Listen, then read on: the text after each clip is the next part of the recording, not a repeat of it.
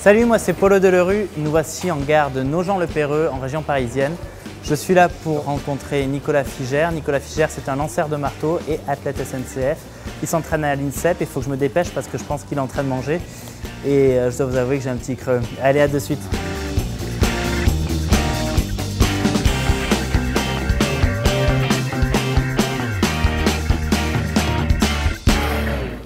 Ah, mais t'es là? Salut Nico. Ouais, salut. Comment vas-tu? Ça va, on mange, c'est l'un des bons moments de la journée. T'en es où là du dispositif athlète SNCF? Ça fait une dizaine d'années que t'es dedans, non? Je suis rentré à la SNCF en novembre 2002. Et c'est quoi ton poste? Je suis agent de maintenance à Villeneuve-Triage en fait, sur les pantographes. Tu travailles combien de fois par semaine? Je fais aux alentours de 75 jours à travailler sur l'année en fait. Et en ce moment, je fais des demi-journées, 2 à 3 fois par semaine en fait. Tiens, j'en profite de te demander ça là qu'on est à table. Tu te nourris, t'as un régime spécial ou Non, je mange normalement. Je suis en moyenne à 100 kg. Il n'y a pas de physique à proprement dit? Non, le recordman du monde fait 1m86, 115 kg. Moi, je suis parti des plus petits au monde qui ont fait plus de 80 mètres. Ouais. Et surtout avec moins de 100 kg de poids de corps. Yep.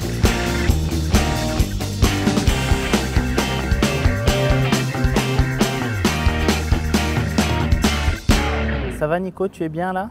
Très bien. Comment es-tu venu au lancer de marteau? Je suis venu au lancer de marteau en 1992. J'étais licencié à Moulins dans l'Allier.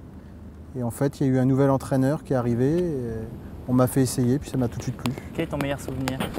Lointain, on va dire mon premier titre de champion de France en 96. Et puis là, dernièrement, quand j'ai fait les minima pour les Jeux Olympiques. Ouais.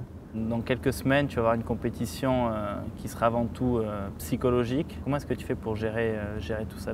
Le fait d'être à l'entraînement et d'avoir un entraînement régulier, qui n'est pas en dents de scie, ouais, ça permet d'avoir une stabilité puis une confiance beaucoup plus importante. En fait. Il t'arrive des fois, sur les grandes colères, de lancer ton marteau dans l'atelier? Non, pas du tout. Non. Pourtant, il y a ce qu'il faut à l'atelier. Des marteaux de toutes les tailles, mais non, je ne suis pas un violent. Et quand je m'énerve, c'est régulièrement... ça passe assez vite en fait. C'est sur le matériel quoi. On va dire ça, oui.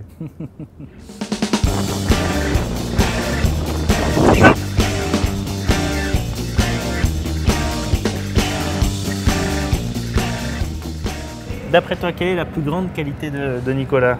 En plus de la vitesse, de l'explosivité, ce sont ses qualités physiques naturelles, c'est aussi la persévérance. Quel est son plus gros défaut? Il n'en a pas. Pas de défaut? Un peu quand même, non? Un athlète de haut niveau ne doit pas avoir de défaut, il n'en a pas. Il est humain. C'est pas à moi de le dire. Il dit qu'il est perfectionniste. C'est même faible comme mot. Effectivement, il est au détail près. Il est au détail près dans sa préparation, dans l'entraînement bien évidemment, dans la composition des programmes d'entraînement que nous faisons ensemble. Il a une application très précise. Quel est le jour où tu étais le plus fier de lui? Tout dernièrement, lorsqu'il a fait 79-75. Car c'est une performance qu'il n'avait pas réalisée depuis 10 années. Et puis auparavant, en 2001, lorsqu'il a établi son record et le record d'Europe Espoir à l'époque, avec 80,88 m à Amsterdam lors de ses championnats d'Europe. Merci beaucoup Guy. Je t'en prie.